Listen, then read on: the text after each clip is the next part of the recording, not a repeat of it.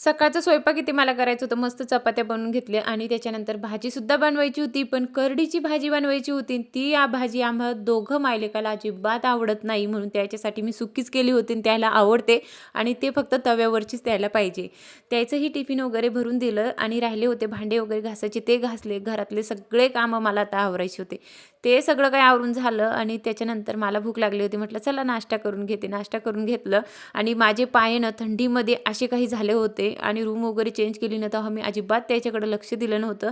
तर म्हटलं चला याची पण थोडीशी केअर करायला पाहिजे. तर टपात पाणी घेतलं गरम, कोमट पाणी आपल्याला पाहिजे. त्याच्यामध्ये जो आपण शॅम्पू यूज करतोय ना ते पण चालते. तर तेच मी इथं घातले. थोडंसं लिंबूचा रस पण आपल्याला घालायचा आहे. नंतर आपल्या ब्रशनं किंवा आपलं जे दगड वगैरे असतं त्यानं घासलं ना तर खूप छान आपले पाय होतात. एकदम असे मऊ होऊन जातात आणि जे आपले भेगा पडलेले असतात ना पायाचे ते पण कमी होतात. मी नेहमी ट्राय करत असते. तर चला आता इथेच एंड करते. बाय.